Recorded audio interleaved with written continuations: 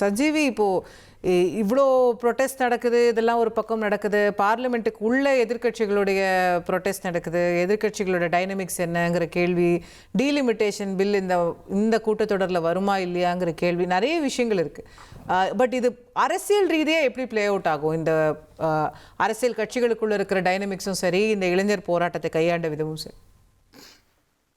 இந்த இளைஞர் போராட்டத்தை பத்தி பேசணும் அப்படின்னா, நாராயண் திருபதி சார் சொன்னாரு இந்த மாதிரி நாடாளுமன்றத்தை நோக்கி போயிருக்க கூடாதுன்னு சொல்றாரு. ஆனா இன்னைக்கு பிஜேபி என்ன அப்படின்னா, பேசிக்கலி பாத்தீங்கன்னா டெல்லி போலீஸ் இந்த அளவுக்கு இந்த போராட்டம் பெருசாகும் எதிர்பார்க்கல. they were not prepared for this. ஏன்னா ஒரு 100 பேர் வருவாங்கன்னு எதிர்பார்த்தாங்க. ஆனா இத்தனை பேர் ஒரு ஆர்கானிக் ப்ரொடெஸ்டா மாறும்னு எதிர்பார்க்கல. இந்த பிரஷர்னாலதான் பாத்தீங்க அப்படின்னா இன்னைக்கு மத்திய அமைச்சர் ஜே.பி. நட்டா அவர்கள் சந்திக்கிறார் கூப்பிட்டு. இது நடக்கல அப்படின்னா சந்திப்பே நடந்திருக்காது. மேபி பிஜேபி இன்னொரு 10 டேஸ்க்கு அப்புறம் வச்சுக்கலாம் அப்படின்னு நினைச்சிருப்பாங்க. ரெண்டாவது பாத்தீங்க அப்படின்னா, நண்பர் மதிவாணன் சொன்ன மாதிரி BJP wants this to happen டெலிபரேட்டா. அப்படிதான் நான் இந்த விஷயத்தை பாக்குறேன். ஏன்னா இந்த விவகாரம் இந்த ஒட்டுமொத்தமான இந்த மான்சூன் செஷனே ஒரு ஹைலைட் பண்ணும். பல விஷயங்கள் இன்னும் இருக்கு இல்லையா? ராம் மந்திர் டொனேஷன் ஃபண்ட் இருக்கு. அதே மாதிரி உத்தரகாண்ட்ல பத்ரிநாத் டொனேஷன் ஃபண்ட் ஒரு இஷ்யூ போயிட்டு இருக்கு பெருசா. அதெல்லாம் வைஷ்ணவ தேவி டெம்பிள்ல பாத்தீங்க அப்படின்னா ஒரு 550 கிலோ கோல்டு காணாம போயிருக்கு, சில்வர் காணாம போயிருக்கின்ற மாதிரி பல்வேறு இஷ்யூஸ் இருக்கு. அதே மாதிரி E20 எத்தனால் பிளெண்டிங் பத்தின இஷ்யூ இருக்கு. இந்த மாதிரி பல இஷ்யூஸ் பார்லிமெண்ட் டிஸ்கஸ் பண்ணக்கூடாதுன்னு சொல்லிட்டு பிஜேபி இந்த இஷ்யூவை பயன்படுத்துதுன்னு நினைக்கலாம். ஏன்னா இந்த விஷயத்துக்கு பின்னாடி பிஜேபிக்கு நான் சொல்லல, பட் நடக்கக்கூடிய விஷயங்கள் பாஜக பயன்படுத்துது அப்படின்ற மாதிரி எடுத்துக்கலாம். ஏன்னா லாங் டேர்ம்ல கூட பாத்தீங்க அப்படின்னா இந்த சிஜேபின்ற மூவ்மெண்ட் பொலிட்டிக்கலா மாறுச்சு அப்படின்னா அது பாஜக கண்டிப்பா ஒரு அட்வான்டேஜ் ஆக முடியும். எப்படி? ஏன்னா அவங்க கட் பண்ற ஓட்டு எல்லாமே பாத்தீங்கன்னா நாளைக்கு எதிர்கட்சிகளோட வாக்காதான் இருக்கு போரு. நம்ம மே 4ஆம் தேதி எல்லாம் பார்த்ததுக்கு அப்புறமும் நம்ம இப்படி எல்லாம் யோசிக்க முடியுமா? நம்ம இப்படிதான் எல்லா ஓட்டு பிரிஞ்சிரும், அந்த கட்சி ஜெயிச்சிரும், இந்த கட்சி ஜெயிச்சிரும் சொன்னோம். கடைசியில எங்க இருந்தோ திடீர்னு ஒரு விஜய் இங்க ஜெயிக்கலையா? அந்த மாதிரி anything can happen in politics, நம்ம சொல்ல முடியாதுல்ல. இல்ல அதான் சொல்றேன். நாராயண் திருப்பதி சொல்லும்போது சொன்னாரு இன்குலாப் ஜிந்தாபாத் அப்படின்னு சொல்றாங்க, ஃபுல்லா லெப்டிஸ்டா இருக்காங்க சொல்றாரு இல்லையா? அப்ப அவங்க பிரிக்க போற வாக்குகள் எல்லாமே எதிர்க்கட்சியோட வாக்குகள். So that is very practically known. அவங்க பேசுறதுல இருந்தே இன்குலாப் ஜிந்தாபாத் அசோகா சொன்னாங்க. நான் சொல்ல இல்ல அதான் சொல்றேன். 1% 2% வாக்குகள் அவங்க பிரிச்சாலே போதுமே, பிஜேபி கேன் ஈஸிலி வின் இல்லையா? சோ அந்த இல்ல அதுதான் சொல்றேன். பாஜக பார்க்கல. நம்ம மீண்டும் இல்ல நம்ம ஒரு புதிய சக்தி வாக்க தான் பிரிப்பாங்க அப்படின்ற ஒரு தாட் ப்ராசஸே நம்ம மே 4ஆம் தேதிக்கு அப்புறம் விட்டுற வேணாமான்னு கேக்குறேன். இல்ல அதான் சொல்றேன். அதான் சொல்றேன். டிஸ்கஸ் பண்றதுக்கான இது இல்ல, பட் சொல்றேன் பிஜேபி இந்த மாதிரி பயன்படுத்துகிற வாய்ப்புகள் இருக்குன்னு சொல்றேன். எதிர்க்கட்சிக்கு ஓட்டு சிதறடிக்கிறதுக்காக இது ஒரு கட்சியா மாறினா கூட அது பிஜேபிக்கு சாதகமா போகுன்ற ஒரு வாய்ப்பு சொல்றீங்க. தட் இஸ் ஒன் பொட்டென்ஷியல் ஒரு ஆப்பர்ச்சுனிட்டி. பட் இந்த போராட்டம் இவ்வளோ பெருசா நடக்கிறதே ஒரு சில அனலிஸ்டோட பார்வை என்னன்னா, இது பாருங்க பிஜேபி அரசுக்கு எதிராக எவ்வளோ கோபம் இருக்குங்கிறதுக்கான வெளிப்பாடு. இது அரசாங்கம் எப்படி பிஜேபி அரசாங்கம் ரொம்ப ஸ்ட்ராங்கா இருக்கு, 15 வருஷம் இன்னும் அடுத்த டேர்ம் வந்தாலும் அவங்க தான் அப்படிங்கிற ஒரு டாமினன்ட் நரேட்டிவ்ல இருந்து இது பாருங்க இது வேற மாதிரி இருக்கு கவர்மெண்ட்டுக்கு எதிராக அப்படின்ற ஒரு வார்னிங்கும் இதுல இருக்கா பிஜேபிக்கு? பிரதான எதிர்கட்சிகள் செய்ய முடியாத ஒரு விஷயத்தை இன்னைக்கு சிஜேபி செஞ்சிருக்குன்னு சொல்லணும். They had to give it for them. ஏன்னா இத்தனை நாளா ஏதோ ஒரு என்ன சொல்றது ஒரு ட்ரிவியலா பாத்துட்டு இருந்தாங்க எல்லாரும். சிஜேபி பார்ட்டி என்னடா இவங்க வராங்க சோஷியல் மீடியால வராங்க. ஆமா, இன்னைக்கு ஒரு மத்திய அமைச்சரை அழைச்சு பாத்திருக்காரு. உங்க டிமாண்ட்ஸ் என்னன்னு கேட்டிருக்காரு அப்படின்னா, சோனம் வாங்சுக் மாதிரி ஒரு ஆள் சப்போர்ட்டிங் தெம் முழுமையா இருக்காரு அப்படின்னா, so they are trying to something serious. They are trying to become into a whole movement இல்லையா? அடுத்து பொலிட்டிக்கல் பார்ட்டியா மாறலாம். ஒருவேளை நாளை மத்திய அமைச்சர் ரிசைன் பண்ணாரு அப்படின்னா ஒரு பெரிய வெற்றி இல்லையா உங்களுக்கு? பிரதான எதிர்கட்சிகள் பாராளுமன்றத்துக்கு இத்தனை எம்பிஸ் இருக்காங்க, எதிர்கட்சிகள் அவங்க பண்ண முடியாத இந்த ஜென்சி கூட்டம் பண்ணிடுச்சு அப்படின்னா பெரிய விஷயம் தானே அது. பிரதான் கூட அமித்ஷாவை சந்திச்சிருக்கிறதா சொல்றாங்க. So we don't know what is brewing. கண்டிப்பா. சோ மத்திய அமைச்சர் ஜே.பி. நட்டா அழைச்சு பேசினாரு. அதே மாதிரி பிரதான அவர்கள் வாங்சுக் போய் பார்த்ததா சொல்றாங்க. சோ இந்த மாதிரி விஷயங்கள் தொடர்ந்து நடந்துட்டு இருக்கு. சோ இன்னொரு விஷயம் நீங்க கேட்டிருந்தீங்க இல்லையா? இப்போ டிவிகே பத்தி பேசிட்டு இருந்தோம். டிவிகே ஐடி ட்வீட் போட்டிருக்காங்க. So I just reading that. NEET தேர்வு குளறுபடிகளை கண்டித்து நாடாளுமன்றம் நோக்கி பேரணியாக செல்ல முயன்ற கர்பாம்பூச்சி ஜனதா கட்சியினருக்கு காவல்துறையினருக்கும் இடையே ஏற்பட்ட மோதல் முழுமையாக தவிர்க்கப்பட்டிருக்க வேண்டியது. சோ அவங்க என்ன சொல்றாங்கன்னா மோதல் சொல்றாங்க. they are not calling this a lathi charge. அவங்க மோதல் சொல்றாங்க. So trying to மோதல்னா underplay இல்லையா? மோதல்னா ரெண்டு பக்கமும் பிரச்சனைன்னு அர்த்தம். லத்தி ரெண்டு பக்கம் சார்ஜ்னா தவறு நீங்க இருக்குன்ற மாதிரி தான் அவங்க சொல்ல வராங்க இந்த விஷயத்துல.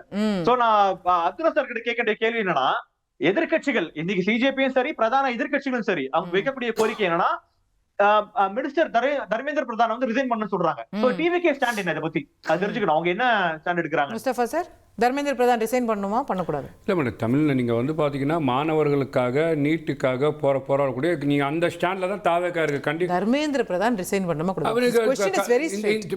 இந்த லட்டி சார்ஜை நாங்கள் எதிர்க்கிறோம். இந்த அங்கே நடந்த வன்முறையாக தர்மேந்திர பிரதான் ரிசைன் பண்ணுமா? மாணவர்கள் இப்போ இந்த அந்த துறை சார்ந்த அமைச்சர் ரிசைன் பண்ணி தான் ஆகணும். அது அந்த இருக்கோம். இல்ல அந்த கோரிக்கை நீங்க சொல்லலையே, உங்க ட்வீட்ல சொல்லல, உங்க கட்சி எங்கேயுமே சொல்லலையே. நீங்க வந்து பாத்தீங்கன்னா இவரை கோட் பண்ணின்னு சொல்ல முடியாது. இந்த மாணவர்களுக்கான உரிமையான போராட்டத்தில், இவங்க மாணவர்கள் இருக்கக்கூடிய கொள்கை ரீதியான போராட்டத்தில் தாவேக்கா தமிழ்நாட்டு அரசியல் களத்தையும் டெல்லி அரசியல் களத்தையும் கூட நிற்குது. இதுல என்ன நீங்க வலுவா வந்து நாங்க பாலிசியே வந்து பாஜகவை எதிர்த்து தான் தமிழ்நாட்டு அரசியல் காண்றோம்.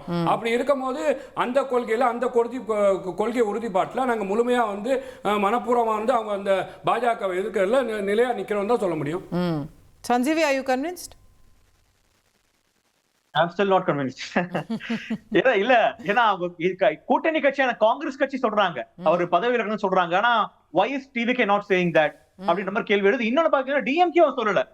டிஎம்கே வந்து மாணவர்களுக்கு போராட்டம் ஆதரவு தெரிவிக்கிறாங்க. எம்பி கனிமொழி அவர்கள் போய் பார்த்தாங்க, திருச்சி சேவா அவர்களை பார்த்தாங்க. ஆனா வந்து இந்த ஒரு பர்டிகுலர் டிமாண்ட் அவங்களும் வைக்கல. திமுகவும் சொல்லல.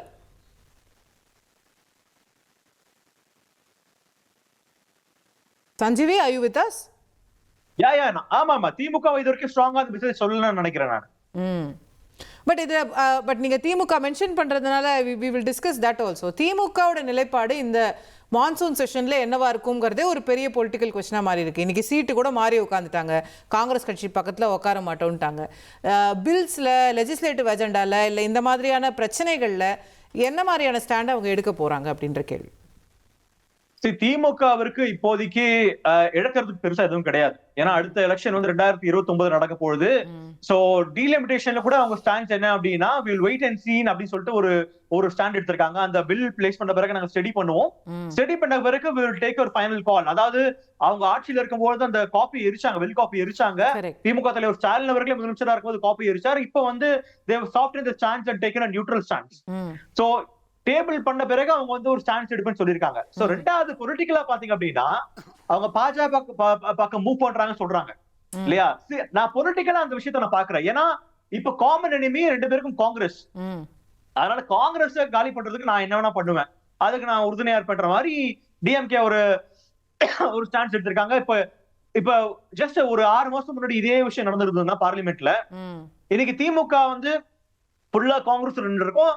இன்னைக்கு இந்த நீட் விவகாரத்துக்கு திமுக எடுத்து பெருசா பண்ணிருப்பாங்க. ஆனா இன்னைக்கு தேவ் சோசன் மேகதாது விஷயம். ஓகே. சோ பார்லிமெண்ட்ல விஷுவலே பாத்தீங்க அப்படின்னா காங்கிரஸ் தனித்து விடப்பட்ட மாதிரி தான் இருந்தது. பெரிய அளவுல வேற எந்த கட்சிகளும் போராட்டம் பண்ணல.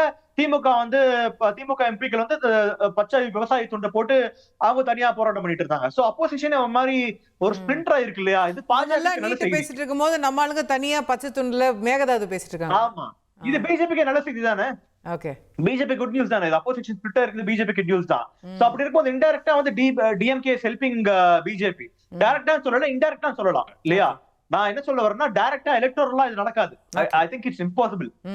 சோ இந்த மாதிரி பொலிட்டிக்கலா வந்து தேர்தல் கூட்டணிங்கிறதுக்கு சாத்தியம் இல்லைன்னு நினைக்கிறீங்க? ஆமா, கண்டிப்பா தேர்தல் கூட்டணின்றதுக்கு நாளைக்கு திமுக அண்ணா திமுக கூட்டணிக்கு வாய்ப்பு இருக்கு. அதுக்கான சாத்தியக்கூறுகள் இருக்கலாம், சொல்ல முடியாது. ஏன்னா அது டைரக்டாவோ நேரடியாவோ அது மறைமுகமாவோ அண்டர்ஸ்டாண்டிங் மூலமாவோ நீங்க வரக்கூடிய லோக்கல் பாடி எலெக்ஷன்ல அதை பார்க்கலாம் இல்லையா? தாய் வழி வந்த தங்கங்கள் எல்லாம் சொல்லிட்டு நாளைக்கு ஒண்ணு சேர்றதுக்கான வாய்ப்புகள் இருக்கு. மறுபடியும் Tamil Nadu can go to the 1967 era.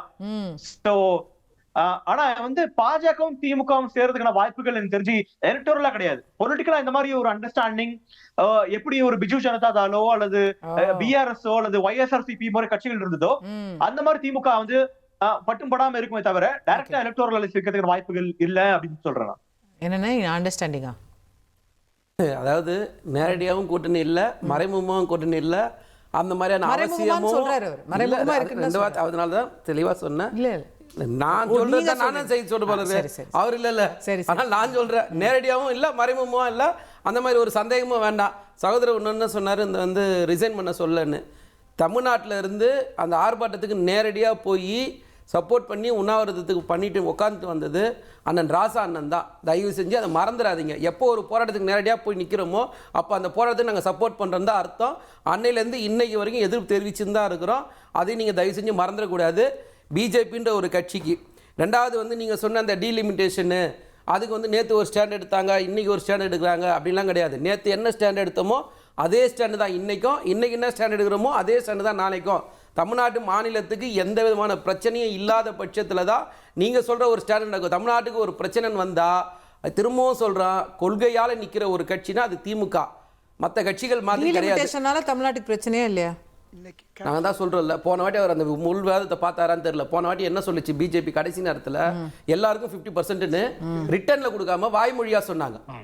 அதை நாங்கள் ரிட்டர்னில் கேட்டோம், ஈக்குவலாக பிரிக்கிறது. 1 hour வெயிட் பண்ணுங்க எழுதி தரேன்னு சொன்னார். அவர் சொன்னார், ஆனால் அப்போ ஒரு செய்யலையே.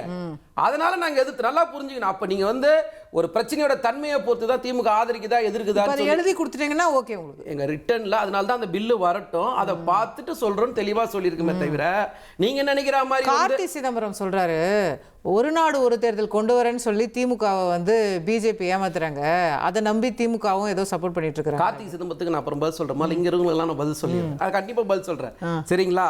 அதுக்கு அடுத்தது வந்து மகளிர் மசோதாவை நாங்கள் தனியாக பிரிக்க சொன்னோம். டீலிமிட்டேஷனே அதை சேர்த்து வைக்காதீங்க, தனித்தனியாக பிரிங்கன்னு சொன்னோம். பிஜேபி அதை ஒத்துக்கல, அதுவும் பெண்டிங்கில் தான் நிற்குது. ரெண்டாவது நாங்கள் நியூட்ரலாக இருக்கிறோம். அந்த நியூட்ரலாக இருக்கிற அவசியம் இன்னைக்கு இல்லை, திரும்பவும் கிடையாது. ஒரு பக்கம் தான் நிற்போம், அது தமிழ்நாட்டு பக்கம் தான் நிற்போம். அடுத்தது வந்து சகோதரர் சொன்னார், முஸ்தபா என்ன சொன்னார்னா வந்து திமுக வந்து எம்பி வச்சிருக்கு, அவங்க என்ன பண்ணுறாங்க அப்படின்னு கேட்டார். நாங்கள் இன்றைக்கும் மேகதாதுக்காக ஒத்திவைப்பு தீர்மானத்தை கொண்டு வர சொல்லியிருக்கோம். தெளிவாக மறந்துடக்கூடாது. யூஜிசியில் எதிர்த்திருக்கோம், அரிசியை குறைக்கும் போது கண்டிச்சிருக்கிறோம். அதுக்கு அடுத்தது வந்து அந்தி யோஜனா அன்ன யோஜனா திட்டத்தில் வந்து ஒரு 18.6 லட்சம் குடும்ப அட்டைகளில் ஒரு 70 லட்சம் ஏழைகள் பாதிக்கப்படுறாங்கன்னு இது பண்ணியிருக்கோம். இதெல்லாம் நாங்கள் கண்டிச்சிருக்கோம் பிஜேபியை. அண்ணன் முஸ்தபாவோ இல்லை அவங்க கட்சி தலைவர் முதலமைச்சராக சொல்ல அந்த கட்சிக்கு தலைவரை சொல்லணும். தமிழ்நாடு முதலமைச்சராகவும் அவர் எதிர்க்கணும், அதுக்கு அவர் பேசலை. அந்த கட்சி டிவிகேன்ற ஒரு கட்சிக்கு தலைவராகவும் அவர் பேசலை. ஸோ அதனால தான் அவரை பேசுங்கன்னு சொல்கிறோமே தவிர அவர் பேசணுன்னே எங்களுக்கு என்ன கிடைக்க போகுது, ஒன்றும் கிடைக்க போகிறது இல்லை. அடுத்தது இன்னொரு என்ன சொல்கிறாரு, நம்ம நாராயணன் சார் சொன்னார், என்ன மாதிரியான இடத்துலலாம் கொட்டு வாங்கினாங்கன்றதுக்காக சண்டிகர் மேயர் கொட்டு வாங்கியிருக்கீங்க, ரிஷிகாந்த் துபே வழக்கில் கொட்டு வாங்கியிருக்கீங்க, ஆளுநர் சம்மந்தப்பட்ட வழக்கு வரும்போது கொட்டு வாங்கியிருக்கீங்க, வெறுப்பு பேச்சுகள் வரும்போதெல்லாம் கொட்டு வாங்கியிருக்கீங்க. இப்படி எல்லா இடத்துலையும் மக்கள் இதில் கொட்டு வாங்கியிருக்கீங்க, உச்சநீதிமன்றத்தில் கொட்டு வாங்கியிருக்கீங்க. மொத்தமாகவே நீங்கள் வந்து தமிழ்நாட்டில் ஒட்டுமொத்த இந்தியாவுக்குமே அவுட் ஆஃப்ல இருக்கிறது பிஜேபின்ற ஒரு கட்சி. என்ன பற்றி நான் திரும்ப சொல்கிறேன், இந்த பிரச்சனை உருவாக்கப்பட்ட பிரச்சனை.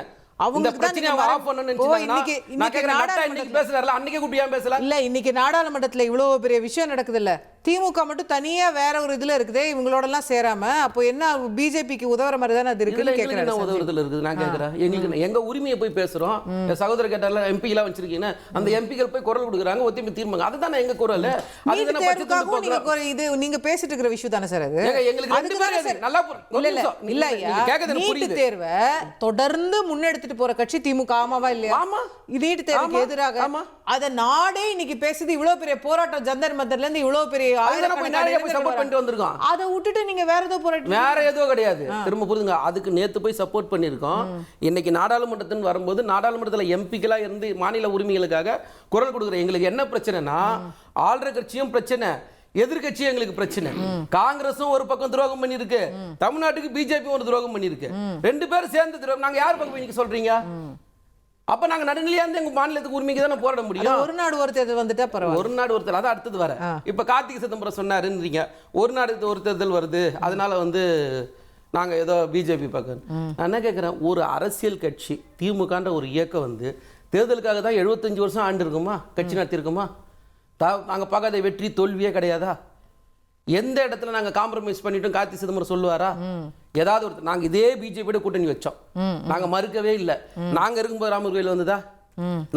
நாங்க இருக்கும்போது பொது சிவில் சட்டம் பேசப்பட்டதா? நாங்க இருக்கும்போது ஒன் நேஷன் ஒன் எலெக்ஷன் பேசப்பட்டதா? நாங்க இருக்கும்போது ஆர்டிகல் 370 திரும்ப பெறப்பட்டதா? இல்ல நாங்க இருக்கும்போது சிஏஏ என்ஆர்சி என்பிஆர் சட்டங்கள்லாம் கொண்டு வரப்பட்டதா? எல்லாத்துக்குமே பண்ணது யாரு? பிஜேபி பண்ணுச்சு. ஏன் இதெல்லாம் மறந்துட்டு கார்த்திகை சிதம்பரம் வந்து யாரை போய் கேள்வி கேட்கணும்? அவர் ஒரு கூட்டணி ஒன்று வச்சிருக்காருல்ல தமிழ்நாட்டில், தாவேகா கூட அந்த கட்சி தலைவரை வந்து இதுக்கெல்லாம் கண்டிங்கப்பா, இதுக்கெல்லாம் கண்டிச்சு பேசுங்கப்பா, இதெல்லாம் தமிழ்நாட்டுடைய பிரச்சனைகள்ப்பா அப்படின்னு அவர் பேசணும்.